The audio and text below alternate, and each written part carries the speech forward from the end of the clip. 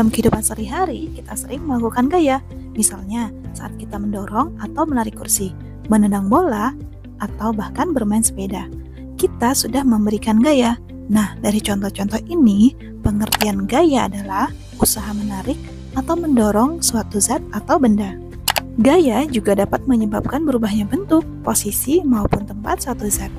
Gaya pertama kali ditemukan menjelang abad ke-17 oleh seorang ilmuwan Inggris yaitu Isaac Newton.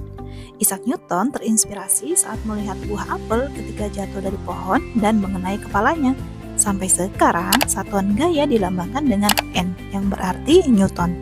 Kemudian, gaya dilambangkan dengan huruf F. Gaya merupakan besaran vektor, yaitu mempunyai nilai dan arah. Agar dapat memahami nilai dan arah, kita bisa melihat anak panah berikut ini. Titik O di sini merupakan titik tangkap gaya, sedangkan mata anak panah P menyatakan arah gaya, dan OP menyatakan besarnya gaya. Arah dari gaya dapat bernilai positif maupun negatif. Bila pada sumbu X ke kanan menunjukkan positif dan ke kiri menunjukkan negatif. Jika panjang O ke P adalah 4 cm, dan tiap 1 cm menyatakan gaya 10 Newton, maka besar gaya adalah 4 dikali 10 sama dengan 40 Newton. Baik, selanjutnya kita membahas mengenai resultan gaya. Perhatikan percobaan berikut ini. Pada saat beban 1 kg digantungkan pegas menunjukkan skala F1. Pada saat beban 2 kg digantungkan pegas menunjukkan skala F2. Dan ketika beban pegas menunjukkan skala F3, ternyata jumlah berat kedua beban saat ditimbang secara terpisah dan saat ditimbang secara bersamaan adalah sama, yaitu F1 ditambah F2 sama dengan F3, di mana F1-nya 1 kg, F2-nya 2 kg, dan hasilnya 3 kg sama dengan di skala yang F3. Nah, dari percobaan ini dapat disimpulkan bahwa dua gaya yang arahnya sama dapat diganti dengan sebuah gaya yang nilainya sama dengan jumlah kedua gaya. Gaya ini disebut dengan resultan gaya yang dilambangkan dengan huruf R. Oke, kita masuk ke contoh soal ya. Yang pertama, sebuah balok terletak di atas meja yang licin. Dalam waktu yang bersamaan bekerja gaya F1 20 Newton dan F2 15 Newton sejajar dan searah. Berapakah resultan dari kedua gaya tersebut? Kalau diilustrasikan maka seperti ini ya bentuk soalnya. Jadi ada dua gaya yang bekerja satu arah, tetapi gaya yang berbeda. F1-nya 20 Newton, F2-nya adalah 15 Newton. Yang ditanya berapa sih resultan dari kedua gaya tersebut? Kita tulis R sama dengan F1 ditambah F2. F1-nya 20 Newton, F2-nya 15 Newton, jadi resultan kedua gaya adalah 35 Newton. Nah, itu tadi contoh gaya yang searah ya teman-teman. Bagaimana sih kalau misalkan gayanya itu berlawanan arah nih? Misalkan contoh di nomor 2. Jika gaya yang bekerja pada balok berlawanan arah, misalnya F1 20 Newton ke kanan dan F2 15 Newton ke kiri. Berapakah resultan kedua gaya tersebut? Jadi ada balok di mana terdapat dua gaya, yang satu F1 ke kanan 20 Newton, F2-nya ke kiri 15 Newton. Nah, sesuai dengan arah gaya, maka jika gaya itu ke kanan bernilai positif dan jika gaya itu ke kiri bernilai negatif. Jadi resultan gayanya seperti ini. R sama dengan F1 ditambah min F2. Karena tadi F2-nya adalah ke kiri, maka min F2. F1-nya 20 Newton ditambah F2-nya tadi 15. Jadi karena dia ke kiri jadi min 15 Newton. Hasilnya adalah 20 Newton dikurang 15 Newton yaitu 5 Newton. Gitu ya. Contoh soal yang ketiga, jika pada sebuah balok bekerja dua gaya yang sama besar, segaris dan berlawanan arah.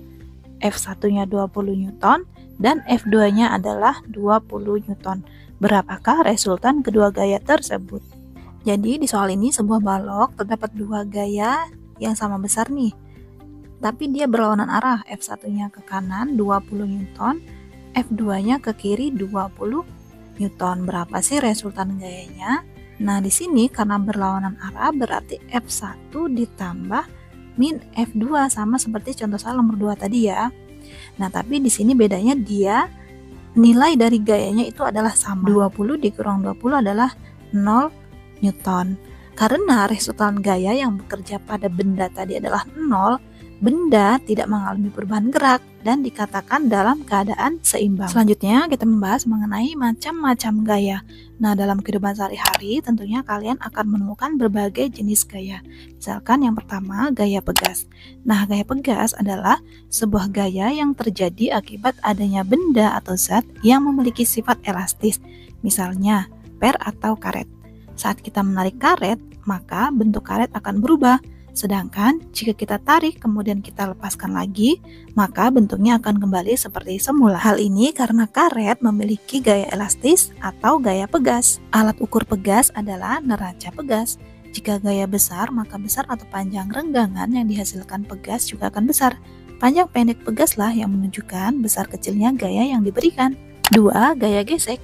Gaya gesek adalah gaya yang timbul pada permukaan dua benda yang besar kecilnya gaya gesek yang ditimbulkan dipengaruhi oleh kasar atau lecinnya permukaan yang bergesekan.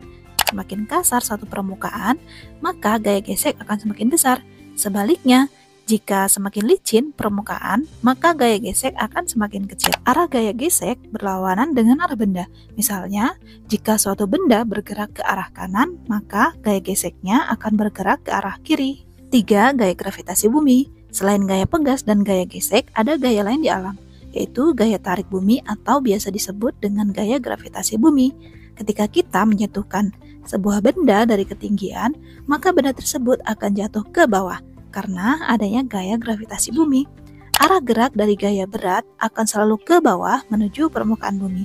Hal ini karena nilai gravitasi yang bekerja pada benda dianggap sebagai berat benda tersebut. Jika benda-benda di bumi dibawa ke bulan, ternyata berat benda di bulan lebih kecil dibandingkan dengan beratnya di bumi. Hal itu disebabkan oleh gaya gravitasi bulan lebih kecil daripada gaya gravitasi bumi. Tahukah kalian, berat dan massa mempunyai pengertian yang berbeda? Massa adalah banyaknya zat yang dikandung oleh suatu benda. Massa benda di mana-mana besarnya selalu tetap. Sedangkan berat benda adalah besarnya gaya gravitasi yang bekerja pada benda.